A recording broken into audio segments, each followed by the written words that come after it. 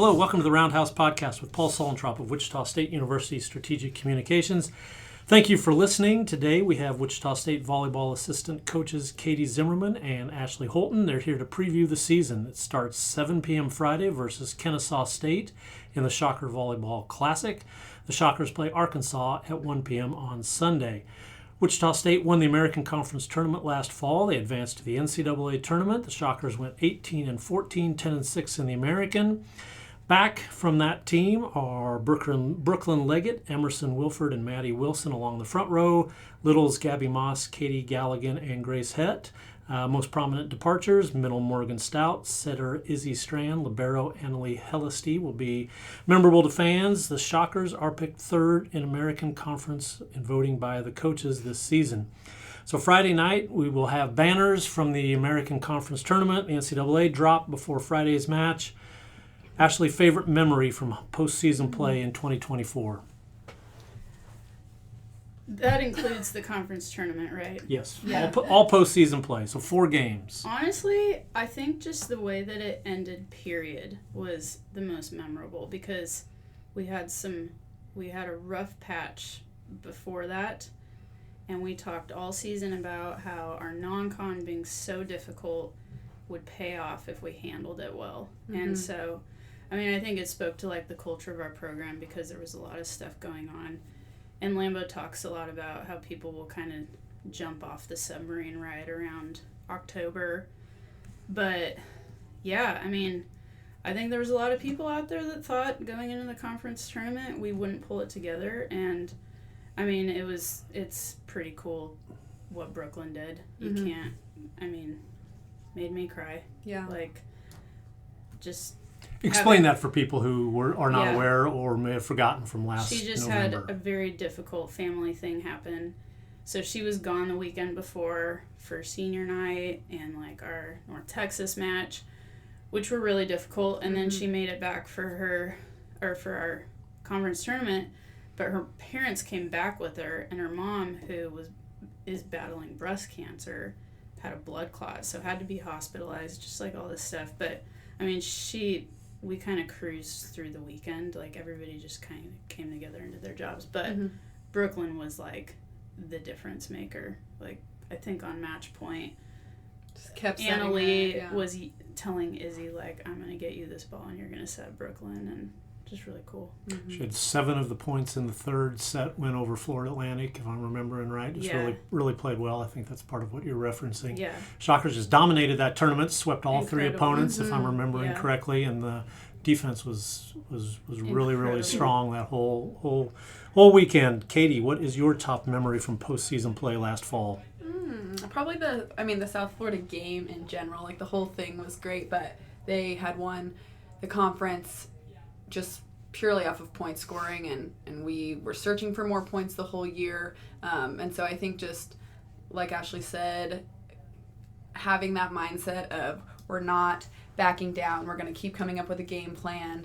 Obviously our defense was great, but yeah, just I think the girls, like, were just so bought in, and the culture of the team to not just throw in the towel when it could have been easier to do that, or, you know, maybe looked like there's no chance we could do this kind of thing. It was just really fun to, like, be proud of a team for that alone. And then obviously winning is very, very fun, but just to see the fight and the encouragement, and that is, I think, something that makes the culture very proud, coaches proud, fans proud, and, like, really fun to be a part of.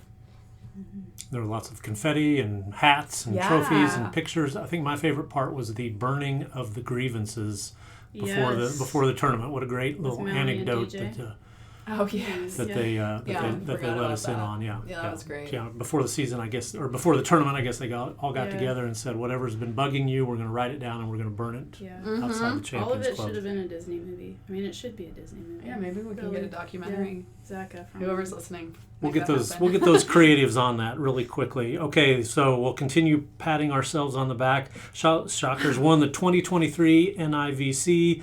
Played the NCAA tournament in 2024, so a really good 2-year stretch. Katie, what's that tell you about where Wichita State volleyball is at? We love to play postseason. That's where we come from, and I think that our older girls have set that standard to make it continue again. So that's like the expectation. I think playing longer into the season, just mentally, physically, like what does that look like? Well, now it's happened multiple years in a row. So that is what we're striving for, and that's the expectation of, this is what Shocker Volleyball is. So I think that's just the mindset going in. It's like we know it's going to be a long time, and we have standards and goals on how we're going to get there. But I think just the mindset alone it's not like, oh, we can do it. It's we're expecting to do it, and that's a little bit different. Okay, I have a standard bit that I'm asking everybody because you're wearing your Nike gear. We know that, I think people would know basketball, Nike is a huge deal. Ashleigh, what's Nike mean in the volleyball world, and what does WSU's switch to that brand mean? Yeah, I mean, they make good stuff, for sure. It's, their new uniforms, their jerseys, arm sleeves, all of that stuff, they look amazing. And, I think it's a good switch. It's obviously a good brand, and you look good, you play good. Look good, play good. I've heard that a lot around here.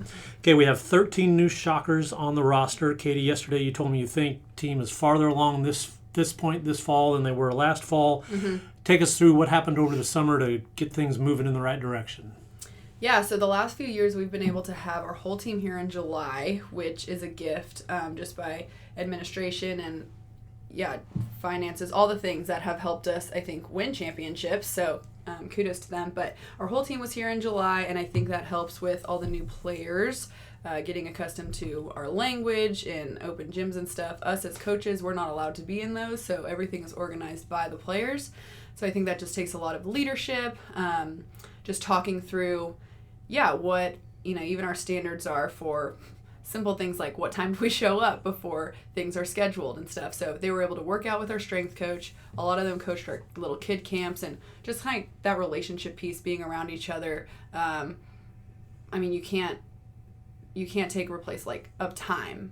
So they had more time together, low stress, and I think they created a lot of bonds to where when we started our actual preseason double days, a lot of the language barriers weren't there, and just like in simple sets, like what do you call a certain set with all these different people coming from different places, and just like higher level volleyball, I think we could explain something. We didn't have to maybe practice it in the basic sense as long as we maybe have had to in the past, and so I think we could elevate our drills and our play earlier this year, which obviously pays off.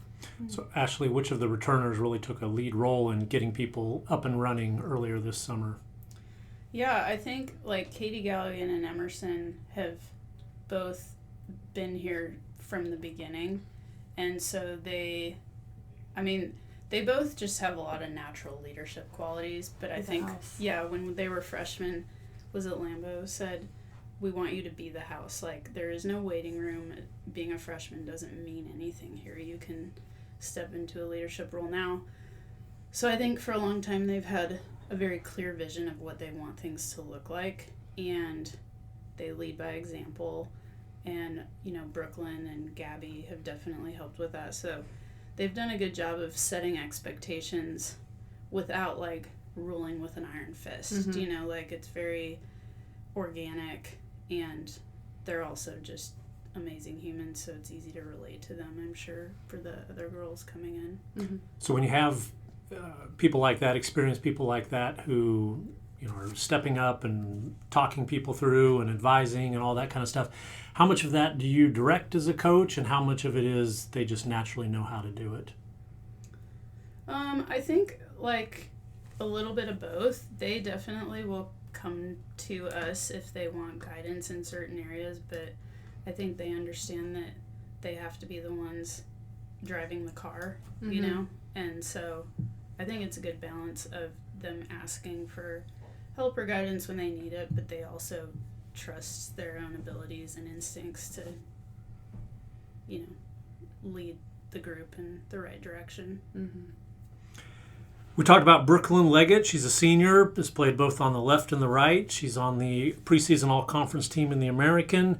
So Brooklyn has a really interesting story. She transferred from a Division II school. She played about half of the sets there in 2022. In 2023, she came to Wichita State, played in all of 4 matches, and then really made a big jump last season. Finished 3rd on the team with 266 kills. Was just fabulous in the conference championship win over Florida Atlantic. Katie, take us through Brooklyn's trajectory and why has she improved so much? Yeah, she's such a baller. Lambo always says, how could they not find a ball to set her at Mesa? Like how she's so physical, so athletic, so talented. And so I think we just got to train her, but then just develop something like, well, what is something that she's really good at? And let's stick with that. And then that's grown wider and wider and wider to where her skill set is a lot of things. But I mean, the last couple of weeks in practice, we're like, thank goodness we have her. Like, we can rely on that. She's just dominating in a lot of areas. And so, yeah, I expect her to carry a heavy load on this team. I think she wants that as well. She wants a lot of attempts. She wants the opportunity to put the ball down in like very big moments. And then she is a leader in a different way than I think an Emerson or a Katie from like the vocal standpoint. Brooklyn has a lot of conversations with people. I think not leading the group in a sense, but like she's just making sure she makes sure everyone's good. She's always talking to our setters like, hey, just comforting them to where they don't have to be perfect. Like, just give me the ball and I'll take care of it. Like, kind of taking that weight off of them. And I don't know. I think that speaks volumes when she's putting the ball away. So I'm excited for her. I can't wait to watch what she does for us this season. And she's just grown, I think, in her ability to do multiple things. She was a one-dimensional, I think, hitter. Her errors were very similar in one area. And now she has been able to get her feet to the ball. She's been able to hit multiple shots. She's playing a lot more back row. Like, she just is a more well-developed player. And I think our opponents will not like that. Ashleigh, where does other firepower come from on this roster?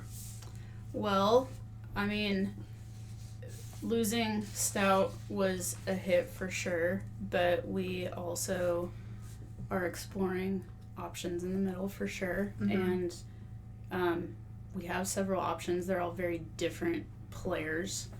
But I mean, Sydney Dunning is a great upgrade. She has an arm and she's whippy. She's pretty fun to watch. And she will play on the left. Yeah. We Gracie Morrow when she's healthy. She gets out there like Maddie Wilson when she's healthy in the middle. She is fast and has a crazy good arm. We also have some freshmen that really can create some firepower. I think they're really trying to figure out how to function consistently at a new speed of the game, but they do some pretty impressive things. So, I think that we have a lot of potential for firepower for sure. Emerson does a good job of just being a volleyball player and definitely always trying to get her to get on the scoreboard more, but Emerson Wilford, you mentioned, and has played a lot over her time here. Yeah. She had 252 kills last season. Also knows your phone code, I guess. Is that what we've discovered on social media? Yes. Yeah. There's issues with phone security at Shocker practices. We've learned that. Let's go back to Sydney Dunning because she is a newcomer. She was here throughout the spring. Describe her a little bit more. Katie, we'll let you take that. Her demeanor, I just love the way she's competitive. It's not as loud as some of our other players. It's just very intense in a sense of like, after she gets a kill, she stares at her setter, points at them. It's just like, that she is in it, ready to go to the next point. Like, she says like, feed me the ball, let me go to work. And that confidence, and I don't know, you want to see that then, like when someone's acting like that and is taking care of the ball. It's fun. She can run a lot of different sets, so I think our fans will enjoy watching some different plays offensively. I feel like sometimes when something is unusual, that's when the crowd is like, oh, and I think that there's more of that with her. She likes running different plays, almost like Jody Larson a couple years ago. Her demeanor reminds me of her a little bit in the sense of that getting it done, let me have the ball, I can do a lot of things mentality. And yeah, she's also a great teammate, so she'll be great for us. So when you say different routes, give us a couple examples. What might be Sure. different from last year, or people that were watched last year? Yeah, if you're watching, a lot of times our outside hitters generally hit on the left antenna. Like, they hit the same ball a lot of times. On the right, they hit the same ball. I feel like, have been practicing with running more, whether it's crossing patterns or just stacking people in different spots in serve receive, to where they're hitting just different spaces along the net rather than a traditional, outside's hitting on the left, middle's somewhere in the middle, right side on the right. And I think that that's provided options for our attackers, and maybe they've hit a ball really well that we didn't explore previously, which makes us better. But then also for our defenders, it's working on, eye sequencing, tracking your hitter, all of those things. So it's making us better defensively, but also I think we're finding success in a lot of those balls. And that's just a nice option to have when maybe one thing isn't working. So when you have a transfer like Sydney Dunning coming from Cal State Bakersfield, how much film work do you do before she gets here, so you can start the spring doing all this experimentation, finding out what she's best at? How much of it is based on in the gym observation throughout practices? I think, for getting her here, like as recruiting her as a transfer, we obviously watched her a lot on film, but her stats told us a lot too. She was high volume, high kill percentage, high kills per set, in a good conference. And so we, felt like that could obviously help us here. I think she's very comfortable from her previous school. She was very comfortable in serve receive and running different routes. I think that we've explored that a little bit more maybe this fall than we did in the spring. The spring was kind of working on maybe some other areas of our offense, but Lambo, for those of you who don't know him well, loves to experiment. So we're never going to stop experimenting, even when we have something good, because we're always trying to find one more point. So I think once she got here, we started doing more of that. But we'll always keep doing more, I'm sure. So you mentioned serve receive. Sydney, can she play all the way around? Is she that kind of player? Yeah, Mm-hmm. Yeah, for sure. Wichita State always keeps its middles very busy. You mentioned Morgan Stout, who had a fabulous career here at Wichita State, is now playing professionally. Take us through the middles and who's going to be taking some of those swings that went to Morgan last season. Well, yeah. Like Katie said, Lambo is an experimenter. Last year we were in a 5-1 with Izzy, so that meant Morgan, being in the M1, had an opportunity to have a very high volume number of attempts, led the country in terms of how many attempts she had per set. We are looking at different systems that would kind of utilize the middles a little bit differently, and so figuring out who kind of fits what role best. Eleanor hits a very different ball than like Janiyah does. Eleanor Engel transfer. She's from Central Missouri, right? Yep. University of Central Missouri. Yeah, Allie has made so much progress from her freshman year, and that's been fun to watch. And when Maddie's healthy, she's pretty terminal. So yeah, a lot of experimenting going on. But as a freshman, Janiyah's definitely come in and done a great job. Okay, let me catch people up on the last names here. Janiyah, because she's one of the freshmen, right? She is. Yes. And her last name is, pronounce that for me. Is it Whitekemper? Whitekemper? Yeah. Looks good to me. And then you mentioned right. Allie Paulson, redshirt sophomore. She is a local product from Andover Central High School. Okay. You mentioned the freshman class. They're transitioning well to college. What was your term, Katie? They're not slowing down drills. They're not drill killers. They're not drill killers. Tell people what that means. We want them to walk away from this podcast knowing two things. One, Chris Lamb likes to experiment, and two, the freshmen are not killing the drills. Right. Sometimes, unfortunately, when you have players that you're wanting to develop, or just on any team, someone maybe is at the bottom, they just kill the drill. You're like, you can't leave them in there because the drill is not happening with them, or that you can't function. We have high-level athletes, good brains. Like, they've come from great clubs, they've come from great backgrounds of, volleyball IQ. So I feel like that's another thing of, we have been in a good spot earlier, possibly because of them. They've increased our volleyball IQ rather than maybe bringing it down. So they're not drill killers. They're doing great. And, they're pushing our starting lineup also, which is making us better. I think they're listening, they're taking in what we're asking, and really being coachable. The last week we've talked about some different goals. How can they stack the same goal a couple days in a row? And I think being super intentional, and then someone being able to do it, that's another thing, shows the amount of, skill set in a player, and their coachability of really like trusting the process and kind of going with what we're asking. Yeah. I'm sorry. Go ahead, Ashleigh. I was agreeing with Katie. Okay. Always a good tactic, yes. So fans are coming out Friday and Sunday. Who are some freshmen they might see out there playing for the Shockers? We're still working through some things. I mean, in my opinion, I think one of the coolest things that our freshmen do, like our pins, is they are great out-of-system scorers. Like, it's pretty impressive that, like, Jenna will take a really bad first touch, or Olivia, or even Mackenzie, and now it's gotten to the point where it's like, man, this is going to be really good. It's like the worst first touch you get, the better their swing is some of the time. They're just so good at scoring in situations that most people are pretty, like, hesitant and error. High error, and they just take the most incredible swings off those balls. So I think that's pretty cool. Okay, explain out of system, and then I'll have a follow-up to that. What's that mean? So, like, a first touch that kind of doesn't allow you to have the setter at the net with the ball in their hand. So, a lot of the times if it is coming from the setter, it's way off the net somewhere they're having to really chuck it across the court. They're pretty limited in options, or it's coming off of, like, somebody's platform. So like a really good serve, so the libero is diving and the setter is scrambling for it. Scrambling for it. Yeah. Why do you think this group of freshmen is so good at out-of-system balls?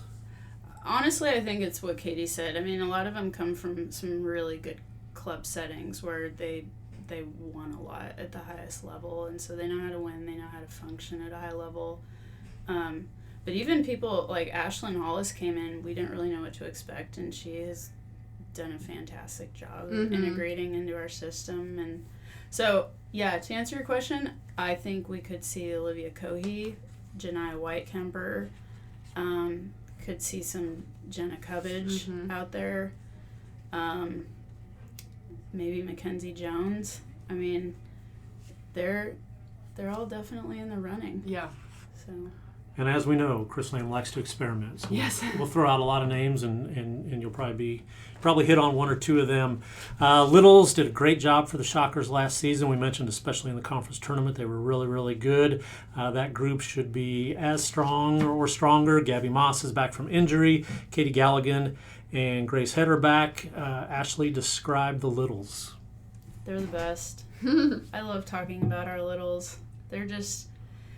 I mean, it's just a different position where there's not a lot of praise attached to being in a position like that, right? You're not point scoring. And I think a lot of it has to be driven by, like, intrinsic motivation. Like, they're very intrinsically motivated.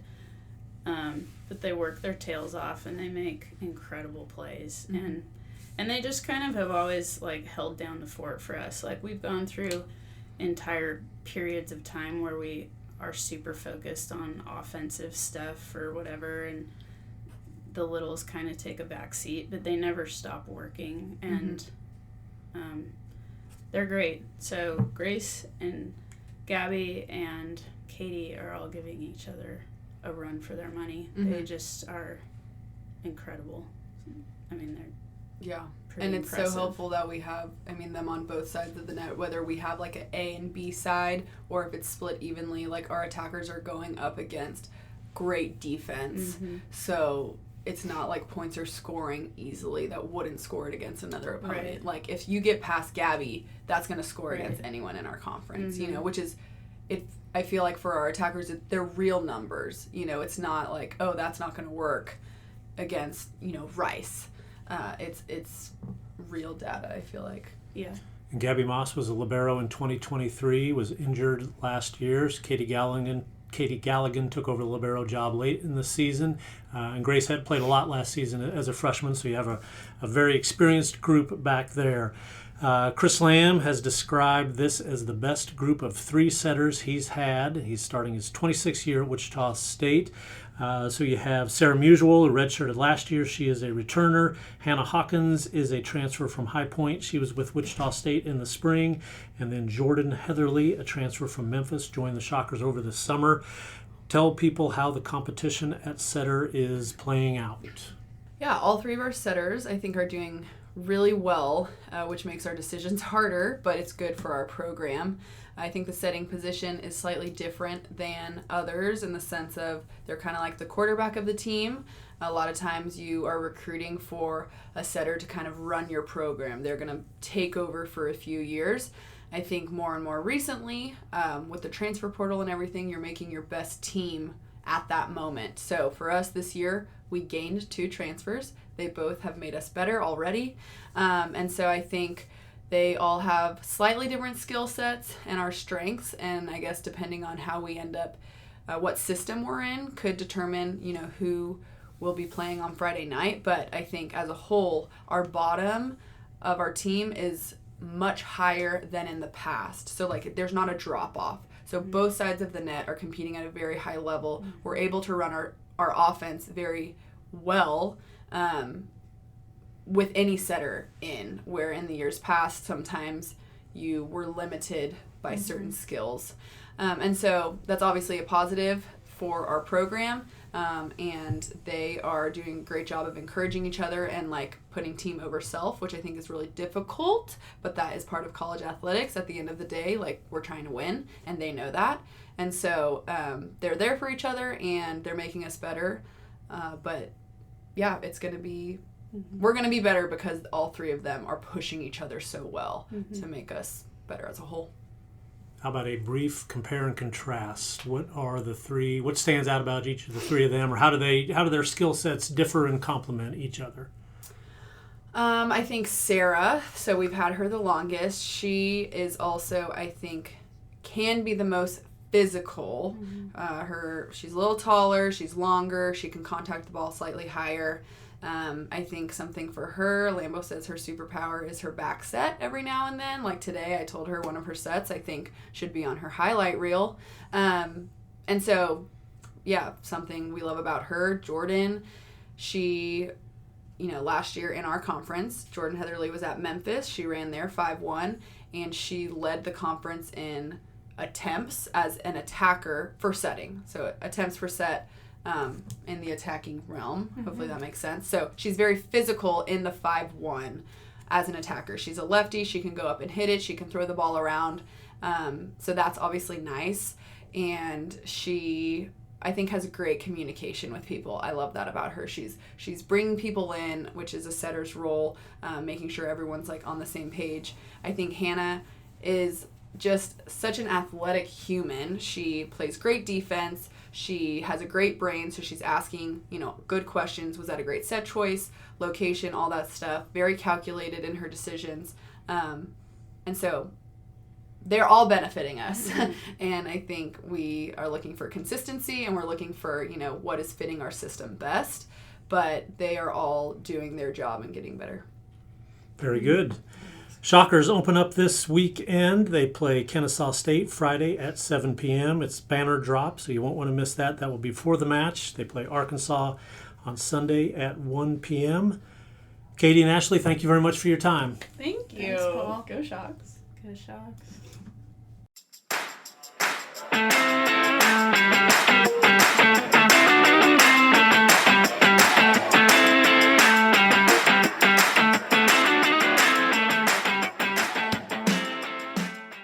Thank you for listening to the Roundhouse podcast, courtesy of Wichita State University Strategic Communications. We encourage you to rate, review, and subscribe wherever you get your podcasts. You can find more Roundhouse content at GoShockers.com. Strand sets it up.